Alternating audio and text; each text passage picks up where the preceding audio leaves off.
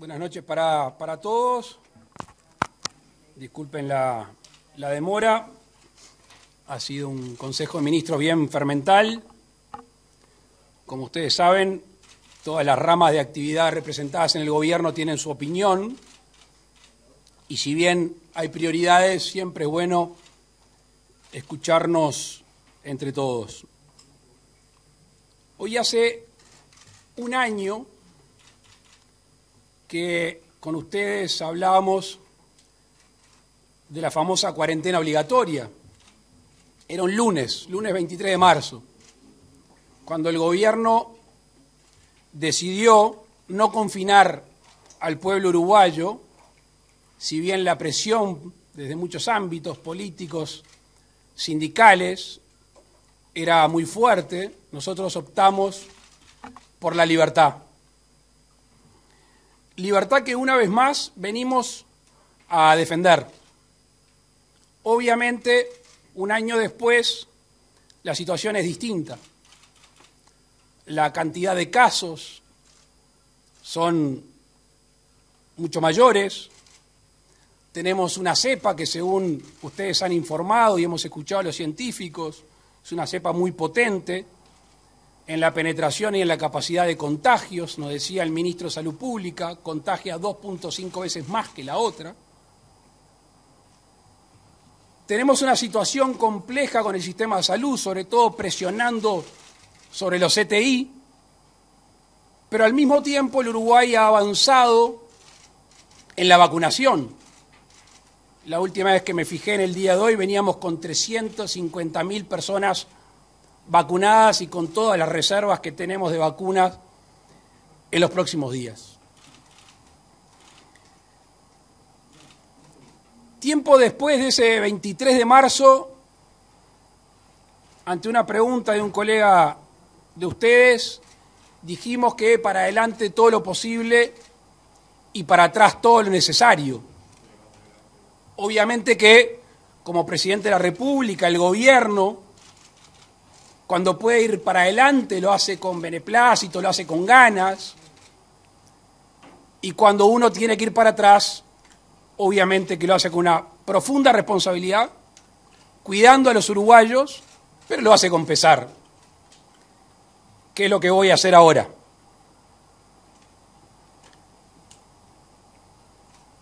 Hemos tomado medidas que tienen como centro reducir la movilidad, que una vez más tiene la acción del Gobierno, pero tiene necesariamente que estar acompañada por las conductas individuales. La transformación del quédate en casa del marzo pasado es hoy quédate en tu burbuja. Es quédate con tu círculo o núcleo familiar. Que una vez más eso escapa al Gobierno, allí donde la libertad se expresa y se maneja responsable y solidariamente. Y sin más, le queremos transmitir algunas medidas, después de una larga discusión, hemos decidido tomar. Lo van a tener en el comunicado de prensa, pero se las voy a relatar. En primer término, las oficinas públicas van a permanecer cerradas hasta el 12 de abril, a excepción de los servicios imprescindibles. Ya no es solo el teletrabajo, sino que van a haber únicamente, exclusivamente los servicios imprescindibles.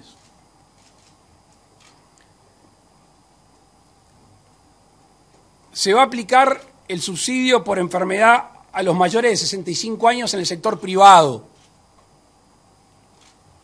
Se va a reinstalar el tributo COVID-19 a los sueldos públicos en las mismas condiciones del año pasado durante 2 meses.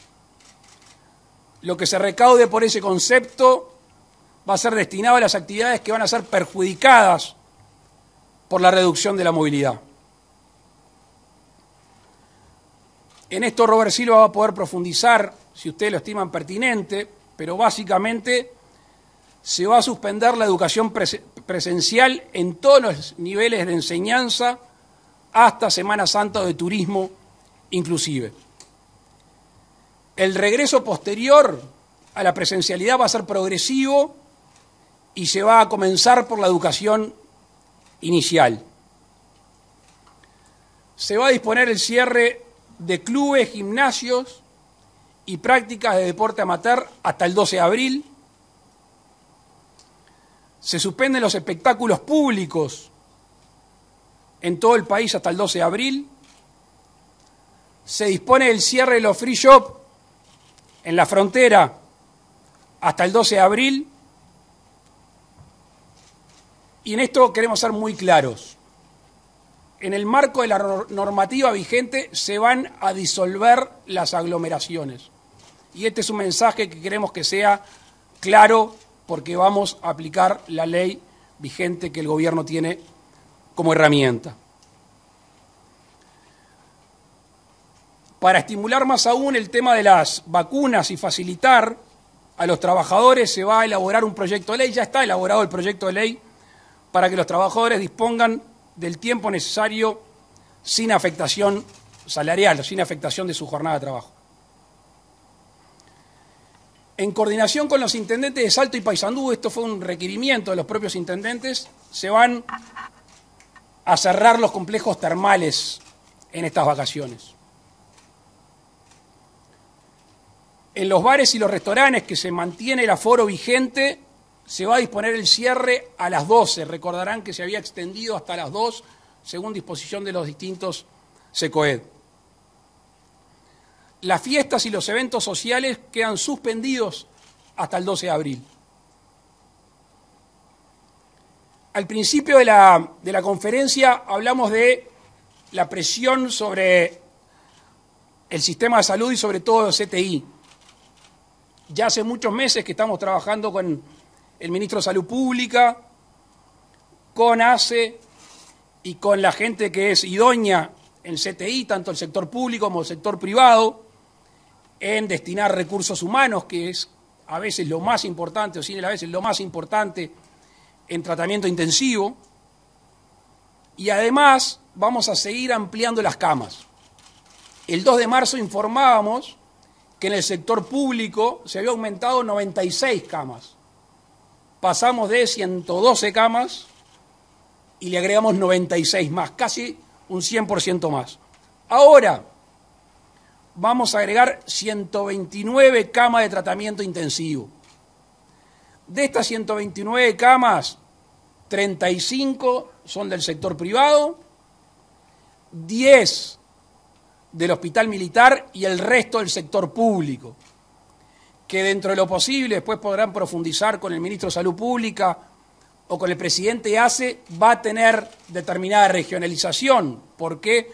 Porque vamos a tratar de evitar la mayor cantidad de traslados, sin perjuicio de lo cual en estos tiempos se han adquirido unidades especializadas, estoy hablando de ambulancias, y el propio avión de la Fuerza Aérea está haciendo traslados.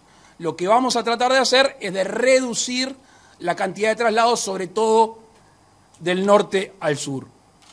Para estos tratamiento intensivo hemos comprado monitores y también tubos de oxígeno. Este sábado la Fuerza Aérea está yendo a buscar a la ciudad de Córdoba respiradores, 80 respiradores de 150 que estamos adquiriendo. Ya tenemos 120 monitores y vamos a adquirir 30 más. Respecto a la ayuda social, ya el 2 de marzo habíamos anticipado algunos aumentos que le vamos a dar una mayor cantidad.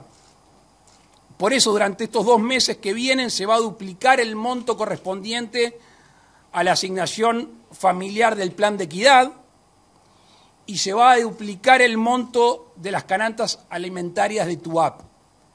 El público objetivo oscila cerca de 500.000 uruguayos. El diagnóstico queda claro, las medidas son estas y obviamente, como siempre, estamos dispuestos a contestar sus preguntas. Le solicitamos a los colegas que se identifiquen con nombre y medio del cual representan y en lo posible realicen una pregunta por cada uno. Muchas gracias.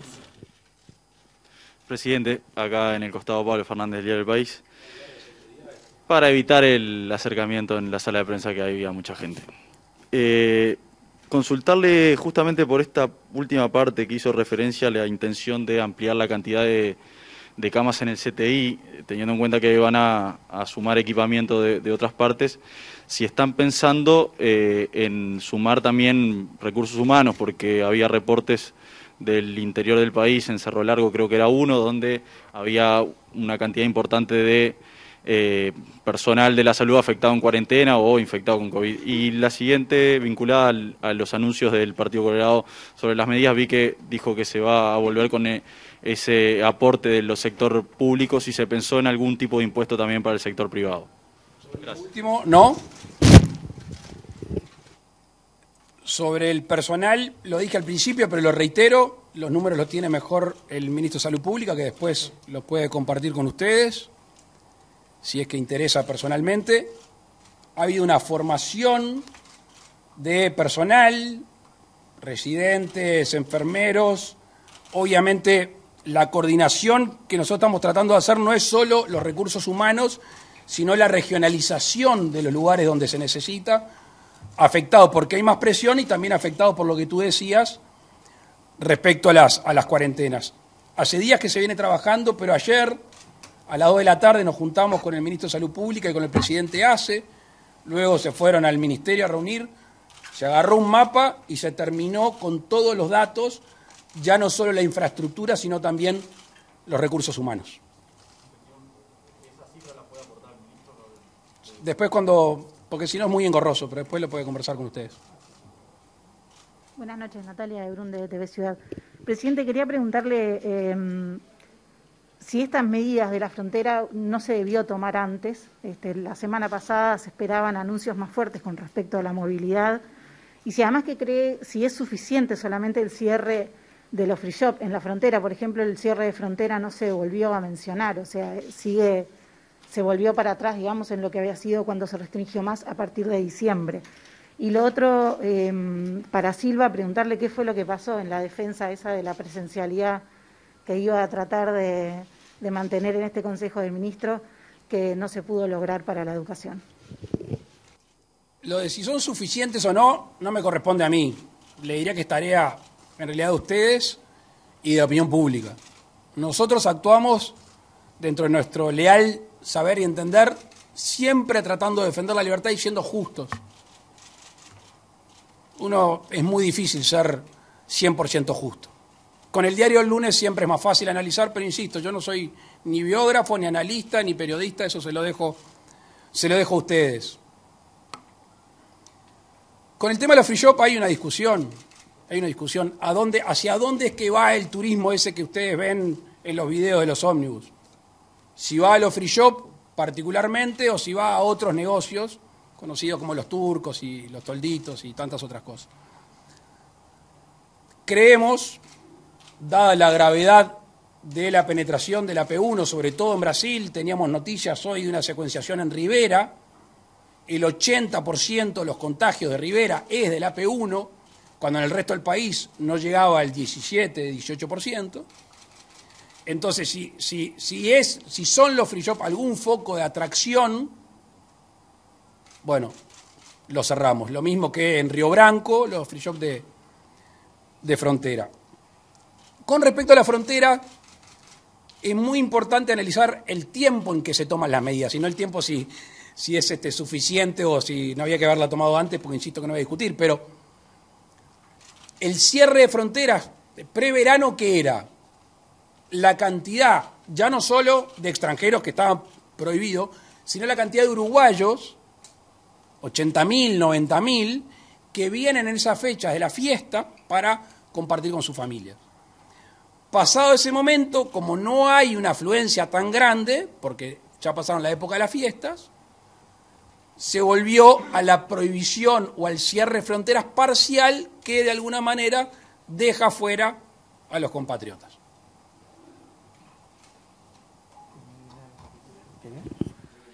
Buenas noches. Buenas noches. Perdón. Sí, como no era para mí, que la puedo contestar igual, Robert. Pero... Como quieras. Yo quiero recordar, presidente, que hace un año justamente usted nos convocó junto con el ministro de Educación, Pablo da Silveira, defendiendo la imperiosa necesidad en momentos bien difíciles, porque como dijo usted, con el diario del lunes se puede opinar de distinta manera, para volver a la presencialidad, usted recordará, en las escuelas rurales. Y volvimos el 22 de abril a las escuelas rurales y luego en junio volvimos ante situaciones muy difíciles de llevar adelante. La presencialidad la defiende el presidente de la República, el ministro de Educación y Cultura, la defiende la ANEP y la hemos defendido desde siempre. Lo que hoy hemos realizado, todo en conjunto y habiendo tenido el gusto de participar en esta instancia de gobierno, es tomar las decisiones analizando otros componentes, otras circunstancias. Defendemos la presencialidad y la consideramos fundamental en la educación del Uruguay, pero tenemos que atender, como hemos atendido siempre, los aspectos sanitarios. En una situación distinta que hoy se puso en evidencia y que aquí quienes me precedieron hicieron mención a la misma, que es la situación sanitaria, la cepa nueva que ha ingresado al país y otras circunstancias. Por lo tanto, nosotros en ese sentido hemos atendido esa decisión, como lo hemos hecho siempre, hablando en diálogo con el Poder Ejecutivo, en el marco del SINAI y el Ministerio de Salud Pública, y vamos a trabajar, y aprovecho a decirlo, presidente, vamos a trabajar a futuro en el ámbito de la ANEP, hoy lo conversamos mucho con el ministro de Educación, a establecer una vuelta gradual luego de la Semana de Turismo, comenzando por la primera infancia, la educación inicial, luego eventualmente el primer ciclo y segundo ciclo de primaria y así sucesivamente. Pero reitero, y es fundamental, y ha sido clave del éxito que hemos tenido como país. En primer lugar, la responsabilidad de nuestras comunidades educativas, cuando han actuado en forma articulada y profesional los docentes, los funcionarios, las familias, los estudiantes. Y luego este diálogo permanente a nivel gubernamental. La autoridad educativa sin ceder sus competencias, pero sí sabiendo que acá hay una cuestión sanitaria y que hay que actuar con muchísima responsabilidad al momento de tomar las decisiones, que es lo que hemos hecho de las instancias que nos ha correspondido y es lo que se ha hecho hoy.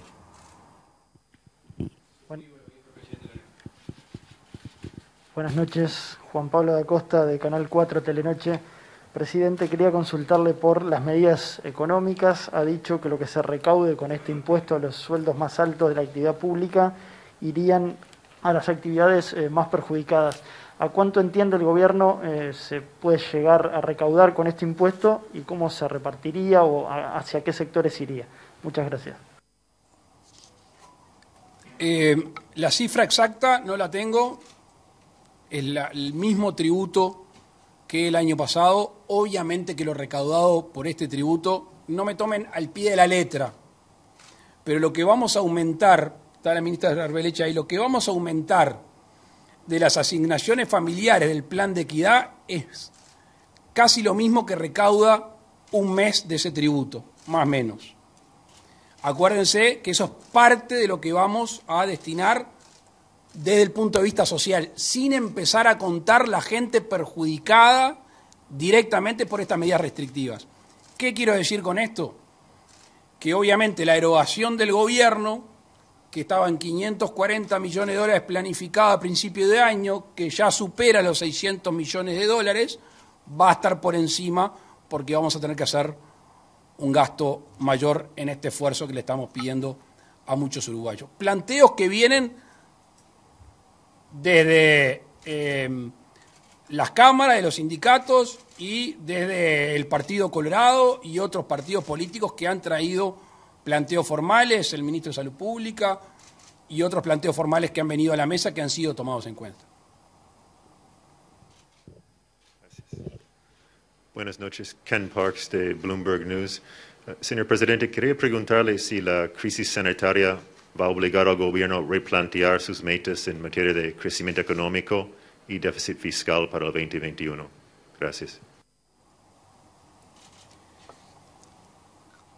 Si alguien me dice cuánto va a durar la pandemia, y si la cepa sabemos que no va a mutar y la P1 marcha a la Sinovac y el resto de las vacunas, y cómo va a ser la interacción con los países vecinos, yo podría contestar esa pregunta. El antecedente inmediato que tenemos, sin saber cuánto iba a durar la pandemia, sin saber qué profundidad iba a tener, sin saber la afectación económica directa e indirecta, el equipo económico fue a la Cámara de Diputados y a la Cámara de Senadores en el presupuesto nacional, hizo proyecciones y las proyecciones se cumplieron. Hoy hay un estimativo de crecimiento del Producto Bruto que hablábamos hace un instante. Sería un poco inconsciente de mi parte firmar abajo. Sí sostenemos que lo que hace al déficit y al crecimiento, entre otros parámetros económicos, como puede ser la inflación, sostenemos hoy que siguen vigentes. Buenas noches, presidente. Martín Tócar, del Observador. Quería preguntarle si se han fijado una meta aproximada, al menos, de a cuánto debería bajar el promedio semanal de casos, hoy en unos 1.600 casos diarios, para llegar a una situación de mayor control con estas medidas, y también cuánto consideran que condiciona esta nueva situación la eficacia y la velocidad del proceso de vacunación. Muchas gracias. Con respecto a lo último, se dio un intercambio básicamente contestado por el ministro de Salud Pública, que es en cuanto a la cantidad de vacunados semanales. Ustedes ya saben la cantidad de vacunas que tiene Uruguay, ya saben porque fue informado por el secretario de la Presidencia el ritmo de llegadas, tanto de Sinovac como de Pfizer, y eso nos determina por qué. Porque cuando llega una partida de vacunas, tenemos que dividirla entre dos para la primera y segunda dosis. Hay algunos países, hoy hablábamos temprano, Canadá creo que es uno, que está suministrando la primera dosis y extendiendo el plazo de la segunda. Hasta el momento el asesoramiento científico que tenemos nosotros nos dice de no hacer eso con ninguna de las vacunas. ¿Qué quiere decir esto? Que nosotros podríamos profundizar un poco más, podríamos estirar la cantidad de vacunatorios, lo podríamos hacer. Estamos acotados por la llegada de las otras vacunas. Hoy recibimos el contrato firmado desde China por el segundo suministro de 1.250.000 vacunas en el mes de mayo. Aspiramos a que sea en la primera quincena. Lo que no queremos hacer es dar más primeras dosis y no poder suministrar la segunda dosis. Entonces estamos limitados por aproximadamente, después de los 192.000 iniciales, extrayendo las 192.000 segundas dosis para esos primeros, más o menos 650.000 personas, multiplicado por 2, es lo que nos da, en el caso de Sinovac, el ritmo de vacunación que estamos teniendo. Tan es así que hoy no miré, pero hoy venían 27.000 vacunados aproximadamente. Estuvimos en 36.000 de un máximo cuando habíamos puesto el límite 30.000. Podemos estirar, de hecho el Ministerio de Salud Pública, el ministro y el subsecretario, para estas vacaciones que tenemos, que abrimos de 18 a 70, se va a recargar, y de ya pedimos disculpas, se van a recargar los vacunatorios en un 20%. Así que si algún uruguayo, si alguna persona tiene un poquito más de demora en la cola, que sepa que en realidad esa demora la está teniendo porque tratamos de incrementar la cantidad de gente vacunándose en las vacaciones. Noto que el ministro de Salud Pública me pide la palabra. Sí. No, muy breve, que también hacía referencia a 27.000 dosis administradas en estos días, y en realidad eso implica un despliegue territorial que fue salir a vacunar todos los residenciales LEPEM de ancianos en todo el país, los refugios de las personas que están sin domicilio y las personas privadas de libertad.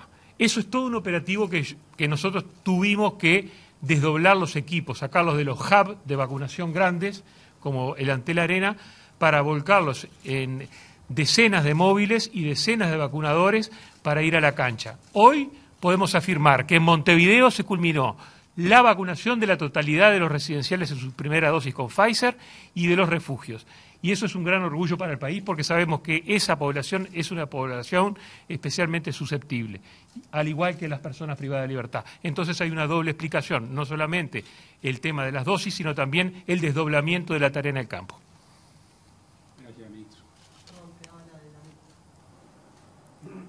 No, la primera parte. No. La meta nuestra es que no se sature el sistema sanitario hoy. Hace un rato recordaba Lito Alfi de lo que le pasó en un momento a algunos países de Europa que tuvieron que trasladar enfermos a otros países. Nosotros estamos tratando de reducir la movilidad y eso supuestamente va a aplanar. Va a aplanar. Eso sería una apuesta razonable. Eso no generaría tanta presión sobre los tratamientos intensivos y además estamos agregándole 129 camas más las otras unidades que no son de tratamiento intensivo, pero que hacen las veces de para gente que no necesita el tratamiento más profundo. Las autoridades reciben las 2 últimas consultas. Muy buenas noches para todos. Matías Garro de Radio Universal. Le quería consultar primero por las personas de entre 18 y 70 años que se agendaron para vacunarse. Varios han recibido la confirmación de su agenda, pero sí se les ha dicho que se van a vacunar en turismo. Si tienen estipulado más o menos en qué fecha se van a estar vacunando esas personas. Y por último, consultarles por fútbol y básquetbol. Usted ha hablado de la suspensión de los espectáculos públicos. Concretamente, ¿cuál es la situación de ellos? Principalmente en el básquetbol que se realiza en ambiente cerrado, ¿verdad? El fútbol sabemos que está por terminar. Muchas gracias. Sobre esto, segundo, pueden profundizar con Sebastián Bauzá. Estamos analizándolo. En principio se estaría jugando el deporte profesional, los deportes profesionales. En principio, tú decías bien, queda una fecha en el fútbol. El básquetbol es otra situación, pero está por ahí Sebastián. Ahí está Sebastián. En principio, el deporte profesional continúa desarrollándose. Con respecto a la agenda para vacunarse, había no opiniones encontradas, pero distintos puntos de vista. Nos pareció más lógico, y además más práctico, voy a explicar por qué más práctico, más lógico que la gente que se puede agendar, si bien explotó, porque en 2 horas no quedaba un cupo, por suerte, porque muestra una vocación de querer vacunarse.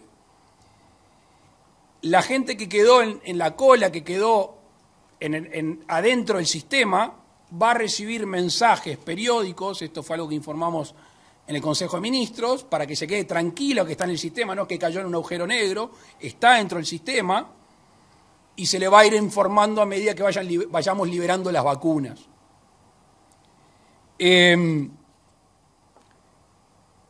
Y sirve, y esta es la cuestión práctica, ¿por qué? Porque ya sabemos dónde se registró cada uno.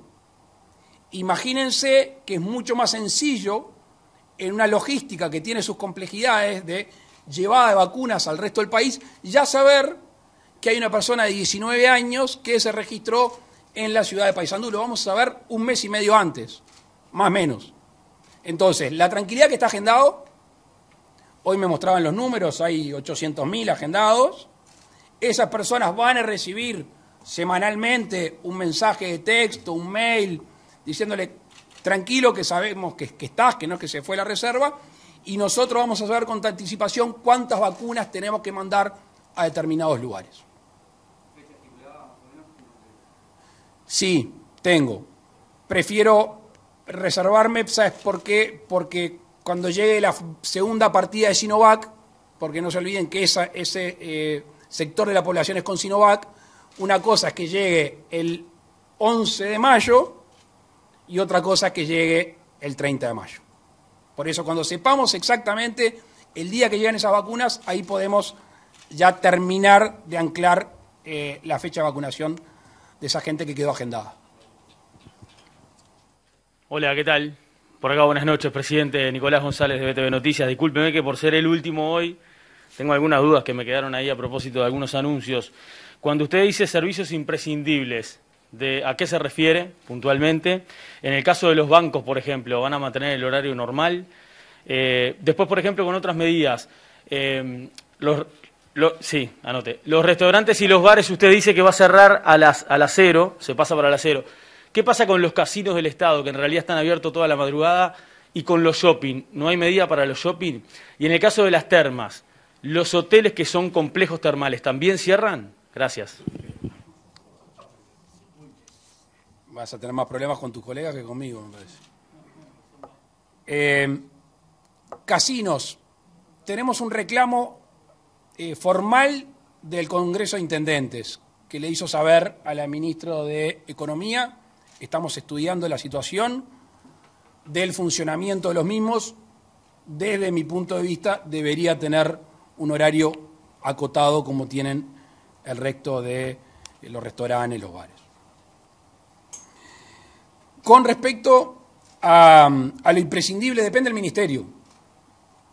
Naturalmente, el Ministerio del Interior es un 80% imprescindible. Hay otros ministerios que no, que pueden tener una guardia mínima. Entonces, dependerá el ministerio. Hoy el secretario de Presidencia pidió un ayornamiento a la Oficina Nacional del Servicio Civil de la presencialidad o el teletrabajo. Es dispar, no es dispar solo porque se haya cumplido o no, sino básicamente por el tipo de tarea que desarrolla cada ministerio. Con lo cual, es muy complejo decirles un porcentaje, un número, tendríamos que hablar ministerio por ministerio. Sí les puedo decir que cuando estábamos terminando el Consejo de Ministros, miré a los ministros y digo, muchachos, esto es en serio. O sea, mañana los imprescindibles hasta que termine esta obligación. Y cuanto a los bancos, con los bancos privados no tenemos nada que ver, con los bancos públicos la respuesta es la misma que te acabo de dar. Depende lo que sea un servicio esencial considerado en cada banco. ¿Los shopping por qué no se cierran? Los shopping, vamos a cerrar las plazas de comida. Vamos a exhortar a que se cierren las plazas de comida. De hecho, no estamos cerrando ningún establecimiento comercial, salvo las excepciones que les dijimos anteriormente. Y vuelvo al principio. Nosotros no somos partidarios del confinamiento total o la cuarentena obligatoria. Hemos recibido estímulos suficientes para aplicarla, nos hemos negado y seguimos en eso porque ya es una cuestión mucho más de principios que de práctica. Y por suerte, nuestros principios, en este caso, además son los que creemos que tenemos que llevar adelante la situación actual del país.